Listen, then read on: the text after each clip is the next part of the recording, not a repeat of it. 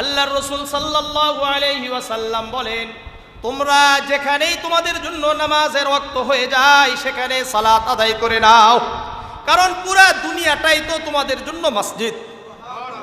ইন্নাল ফাদলা ফীহি, কেননা যেখানেই তুমি সালাত আদায় করো ওখানেই ফজিলত নিহিত আছে। সহিহ বুখারীর 438 নম্বর হাদিস, মনোযোগ দিয়ে শুনেন হাদিসটা। عن جابر بن عبد الله رضي الله تعالى عنه قال قال رسول الله صلى الله عليه وسلم أعطيت خمسا لم يعطهن أحد من الأنبياء قبلي। জাবির ইবনে আব্দুল্লাহ রাদিয়াল্লাহু তাআলা আনহু বর্ণনা করেন, আল্লাহর রাসূল সাল্লাল্লাহু আলাইহি ওয়াসাল্লাম বলেন, আল্লাহ আমাকে এমন 5টি জিনিস দিয়েছেন যা আমার পূর্বে কোনো নবীকে দেওয়া হয় নাই। কয়টা জিনিস? 5টা জিনিস দিয়েছেন যা আমার পূর্বে অন্য কোনো নবীকে দেওয়া হয় নাই। 1 নম্বর, নুসিরতু বির-রু'বি বাসীরাতা শাহরিন, আমাকে এমন প্রভাব দেওয়া হয়েছে যা 1 মাসের দূরত্ব থেকে অনুভূত হইতো। আমার কথা যদি কেউ 1 মাসের দূরত্ব আসার যে দূরত্ব কেউ শুনতো, তারও ভিতরে একটা প্রভাব সৃষ্টি হয়ে যেত আমার ব্যাপারে। বুঝাচ্ছে। 2 নম্বর, ওয়াজুইলাত লিল আরদু মাসজিদান তাহুরান ওয়া আইয়ুমা রাজুলিন মিন উম্মতি আদরাকাতহুস সালাত ফালইসাল্লি, পুরা দুনিয়াকে আমার জন্য নামাজের জায়গা বানিয়ে দেওয়া হয়েছে। পুরা দুনিয়াটা আমার জন্য, আমার উম্মতের জন্য নামাজের জায়গা, মসজিদ বানিয়ে দেওয়া হয়েছে। ওয়া তাহুরান, এবং পবিত্রতার স্থান বানানো হয়েছে। সুতরাং আমার কোন উম্মত যেখানেই তাদের জন্য সালাতের ওয়াক্ত হয়ে যায় সে যেন সালাত আদায় করে নেয়। 3 নম্বর, উহিল্লাত লিল গানাইম, আমার জন্য গনিমতের মাল, যুদ্ধলব্ধ মালকে হালাল করা হয়েছে, বৈধ করা হয়েছে।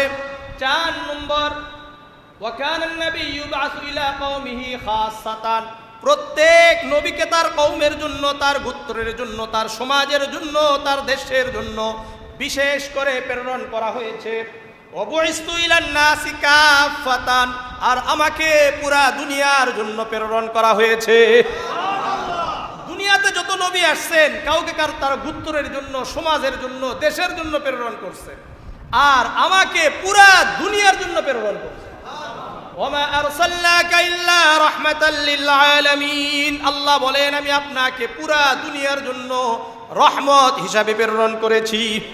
ওয়ামা আরসালনাকা ইল্লা কাফাতাল লিন-নাসি বাশীরা, আমি আল্লাহ পুরা দুনিয়ার মানুষের জন্য আপনাকে যথেষ্ট হিসাবে প্রেরণ করেছি। তো রাসূলকে পুরা দুনিয়ার জন্য প্রেরণ করেছেন। আর 5 নম্বর হলো উতিতুশ শাফাআতা, কিয়ামতের দিনে আমাকে শাফাআতের অধিকার দেওয়া হয়েছে। ব্যাপকভাবে আমি শাফাআত করব, সুপারিশ করব। কাদের জন্য করবেন? আমাদের জন্য করবেন ইনশাআল্লাহ। আরেকটা হাদিস শুনেন, এখানে 5টা বলছে, ওই হাদিসে 6টা বলছে। জামিআ তিরমিজির 1553 নম্বর হাদিস। عن أبي هريرة رضي الله تعالى عنه قال قال رسول الله صلى الله عليه وسلم فضلت على الأنبياء ب60।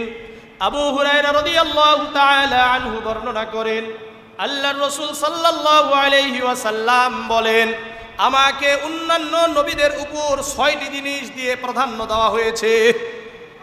অন্যান্যদের উপরে আমাকে কয়টা জিনিস বেশি দেওয়া হয়েছে? 6টা জিনিস দিয়ে প্রাধান্য দেওয়া হয়েছে। 1 নম্বর,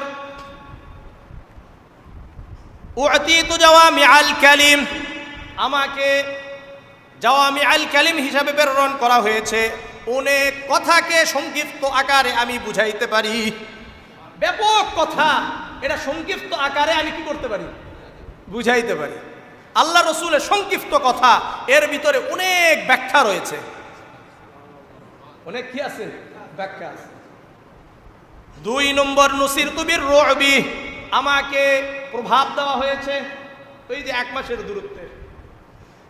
3 নম্বর, ওয়াজুইলাত লিল আরদু মাসজিদান তাহুরান, পুরা দুনিয়াকে আমার জন্য মসজিদ এবং পবিত্রতার স্থান বানানো হয়েছে। 4 নম্বর, উহিল্লাত লিল গানাইম, যুদ্ধলব্ধ মালকে আমার জন্য হালাল করা হয়েছে। কি করা হয়েছে? হালাল করা হয়েছে। উরসিলতু ইলান নাসি ইলাল খালকি কাফাতান, আর আমাকে পুরা সৃষ্টি জীবের জন্য নবী হিসেবে প্রেরণ করা হয়েছে। অখুতিমা বিন নাবিয়্যুন, আমার মাধ্যমে নবী এবং রাসূলদের আগমন ধারাকে সমাপ্ত করা হয়েছে। আনা খাতামুন নাবিয়্যিন লা নাবিয়্যা বাদি, আমি শেষ নবী, আমার পরে আর কোনো নবী আসবে না। এই জন্য সব জায়গায় আইন থাকা চাই। নবীর পরে কোনো নবী নাই। নবীর পরে কোনো নবী আছে? সংসদে কি চাই? আইন চাই। আল্লাহ তাআলা আমাদের সংসদে যারা আছে তাদেরকে সহিহ বুঝদান করেন। আমি মনে করি কেউ মানে এটা আইন যারা পাশ করে যাবে, হয়তোবা আল্লাহ তাআলা এই একটা ওসিলায় আল্লাহ তাআলা তাকে মাফ করে দিতে পারে। কারণ নবীর পরে নবী নাই, এটা খুবই গুরুত্বপূর্ণ একটা বর্তমান একটা বিষয়। এটা সরকারিভাবে রাষ্ট্রীয়ভাবে আইন হওয়া এটা খুবই জরুরি।